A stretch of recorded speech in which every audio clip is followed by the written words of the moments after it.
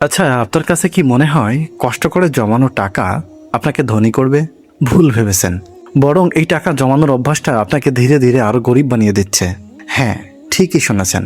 আমার একজন দাদু আমাকে ঠিক এই কথাটাই বলেছিলেন, খবরদার টাকা জমাবে না। শুনে একটু চিন্তায় পড়ে গেলাম। ছোটবেলা থেকেই সবাই শিখিয়েছে সঞ্চয় করতে, আর দাদু বলছেন কিনা উল্টো কথা।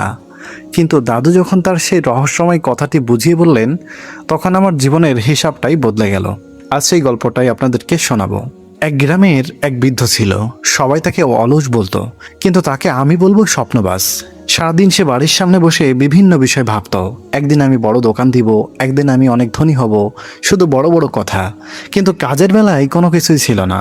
তার স্ত্রী ছিল আসল যোদ্ধা। সারাদিন রান্নাবান্না, সংসার সামলানো সব একাই করত। আর বিদ্যা শুধু দিবার স্বপ্ন দেখত।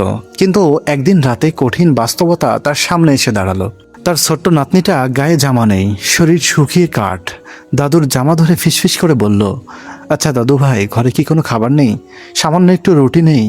ঘরে একদানা চাল নেই? নাতির চোখের দিকে তাকিয়ে বৃদ্ধের বুকটা ফেটে যাচ্ছিল। সেই রাতে সে একটা চরম সত্য বুঝল, শুধু স্বপ্ন দেখে পেট ভরে না। পরের দিন সকালবেলায় বৃদ্ধের জীবন পাল্টে গেল।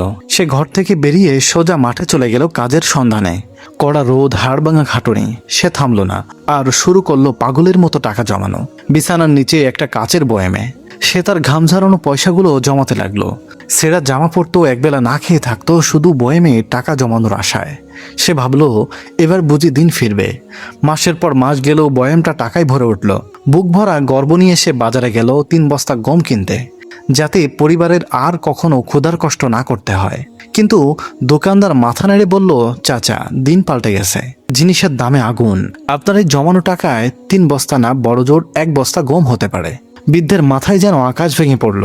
টাকাটা বয়ামে অলস পড়ে থেকে তার মান হারিয়েছে। সে বুঝলো, জিনিসের দাম যে হারে বাড়ছে, শুধু টাকা জমিয়ে তার সাথে পাল্লা দেওয়া যাবে না। সে মন খারাপ করে বাড়ি ফিরে এলো। আবার সেই বারান্দায় বসা, কিন্তু এবার সে স্বপ্ন দেখছিল না, এবার সে চারপাশটা দেখছিল। দেখলো প্রতিবেশী এক লোক হাতে ডিম নিয়ে যাচ্ছে। ব্যাস, মাথায় বুদ্ধি এলো। এবার আর সে কোনো একদিন করব এই আশায় বসে থাকলো না। হাতে যা টাকা বেঁচে ছিল তা দিয়ে কয়েকটা রোগাসোগা মুরগি কিনলো। নাতি তো মহা খুশি, বলল, দাদু, আমাদের তো এখন ডিমের ফ্যাক্টরি হয়ে গেল। আর এটাই ছিল আসল টার্নিং পয়েন্ট। মুরগি ডিম দিতে লাগলো, তারা কিছু খেলো, বাকিটা বিক্রি করলো। আর মজার ব্যাপার হলো কি জানেন, লাভের টাকা সে খরচ করলো না, সেটা দিয়ে আরো মুরগি কিনলো। একটা মুরগি থেকে দুটো, দুটো থেকে 4টা। সে একটা ছোট্ট খাতায় সব হিসাব রাখতে শুরু করলো। তার টাকা এখন আর বয়ামে ঘুমিয়ে নেই, টাকা এখন তার জন্য কাজ করছে।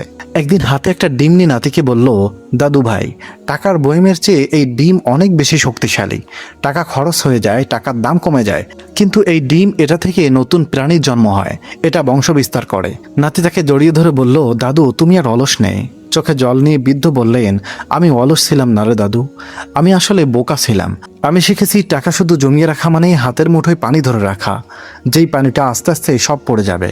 কিন্তু বিনিয়োগ করা মানে কুয়া খনন করা। তাই আপনাদের জন্য আমার দাদুর সেই শিক্ষাটা হলো, শুধু টাকা জমাবেন না, কারণ জিনিসের দাম বাড়ার সাথে সাথে আপনার জমানো টাকার মানও কমে যাবে। বীজ বপন করুন, বিনিয়োগ করুন, টাকাকে বাড়তে দিন। শুরুটা ছোট হলেও এটাই আপনার জীবনকে বদলে দিতে পারে।